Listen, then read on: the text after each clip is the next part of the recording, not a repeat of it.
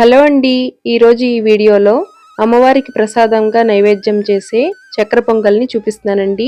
కుక్కర్లోకి పావు గ్లాసు పెసరపప్పుని వేసుకుని మంచి కలర్ వచ్చే వరకు పెసరపప్పుని ఫ్రై చేసుకోవాలి. చక్కెర పొంగలి రుచి అంతా పెసరపప్పుని ఫ్రై చేసుకోవడంలోనే ఉంటుంది.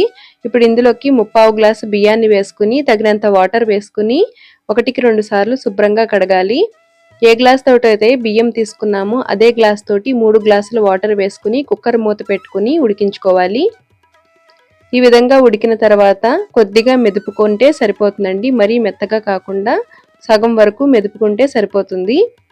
ఇప్పుడు ఇందులోకి 1 గ్లాసు బెల్లం, అర గ్లాసు పంచదారని కానీ లేదంటే పటిక బెల్లం పొడిని కానీ వేసుకుని కలుపుతూ ఉడికించుకున్న తర్వాత అర స్పూను ఇలాచీ పొడి, 1 స్పూను నెయ్యి, చిటికెడు పచ్చహారతి కర్పూరం, నేతిలో వేయించిన జీడిపప్పు ఇంకా కిస్మిస్లను వేసుకుని కలుపుకుంటే చాలా టేస్టీగా ఉంటుందండి. Thanks for watching.